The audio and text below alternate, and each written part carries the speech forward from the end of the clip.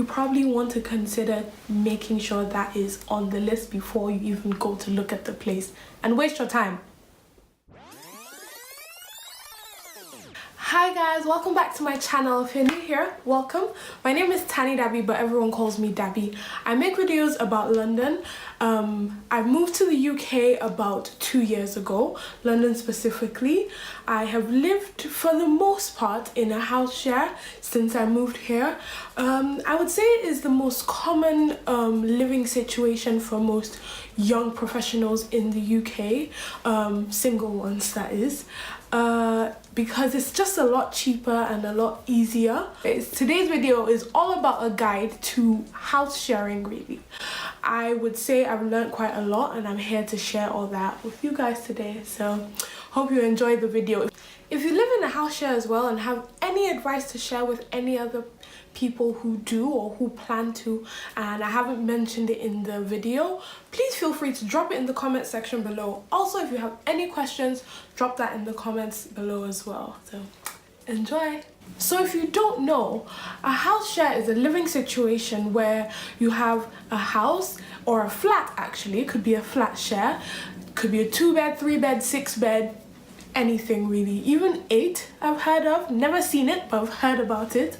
Usually you have your own bedroom, which is like your private area, but there's like a shared living room, shared bathroom or bathrooms, shared kitchen or kitchens, and that is pretty much what it is. Because there are multiple people living in the property, it tends to be more affordable for each person. So where to find a house share?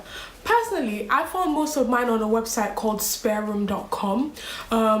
You can like filter out what area you want to live in, how many bedrooms you want, your price range. You can filter it out if you want or just look around generally, but that's what I've used. Another tool that is very, very helpful for finding house shares is Facebook groups. Basically, you just look for Facebook groups in the area of London you would like to live in and then join the group whenever anything's available. People put it up there and that is how it works.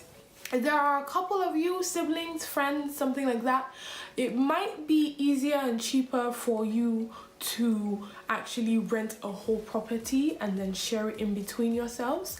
But you can also still use spare room and still use like the Facebook groups, but that's just an option if there are a couple of people, just might be easier. So once you've decided you want to live in a house share, there are a couple of things you've got to make your mind up about before you even start the search.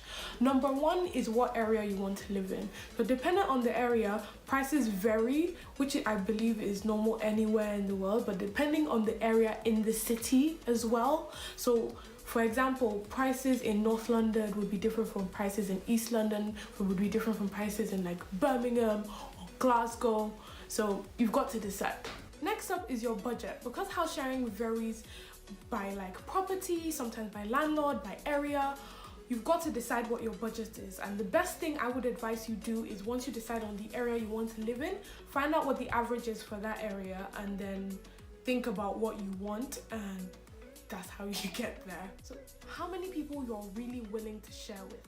This is important because living with maybe 2 people, for example, would be a lot more expensive than living with 8 people. The more people you live with, the cheaper it would be. And in the course of your search, you're probably gonna find quite a different range of numbers of people you could live with. So it would be good if you decide beforehand so like you know what your limits are. Furnished or not furnished? Personally, I've only lived in house shares that have been fully furnished. I cannot be bothered to start looking for furniture, God knows where. But I've heard and I've seen that house shares that aren't furnished tend to be a bit cheaper. But then if you think about it, you're going to have to buy furniture. So it will probably end up more expensive. Except you already have furniture that you want to move in to the place. Cleaners. Personally, I will not live in a house share with pretty much more than 2 people if it doesn't have a cleaner, because life is just easier if your shared areas are cleaned by an external person. So extra storage space. For someone like me who doesn't really have like family I can dump my stuff with, extra storage space is very important to me. Some houses really do not have any space for you to put your stuff apart from your room, so you might want to make sure that is a thing before you bother again to go all the way there and waste your time. You'll understand this whole waste your time thing I'm talking about when you start looking for a house share. It gets a bit long sometimes. Quick tip: if you live in a different location from where you're gonna look for the place, so if you live in Birmingham, for instance, and you're looking for a place in London, you can always ask the landlord or the letting agent for a quick tour, to give you a quick tour of what the place looks like with like Skype or FaceTime, and that just makes life a bit easier for you.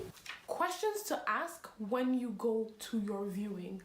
One, always, is our bills included? You need to know whether the price you've been given for this house share is just for the room and the rent, or if it includes council tax, if it includes like light and electricity, water, gas, all that jazz. You need to be sure. Another major one is, does your room have a lock? Even though you may or may not lock your room, and because you might just trust everyone you live with, believe me, this is very possible. It's good to know you have the option to lock your room. Sometimes you just need the added security, really, and you need to find out whether that is an option or not. Yet another really big one is find out what the commute to work is like. So even though sometimes the distance might not be much, it might be a bit of a difficult commute. So maybe when you're there, just pop in your work address in Google Maps just to see what a commute to work would be like for you in the morning, and if it's something you're willing to do. We're now at the end of the video, guys, and I really hope it's been helpful to you. If any of these tips have been helpful, please remember to click on the like button and subscribe to my channel. To check out my channel as well, just to see more of my content that, again, it's about the UK, London, usually. And yeah, see you in the next one.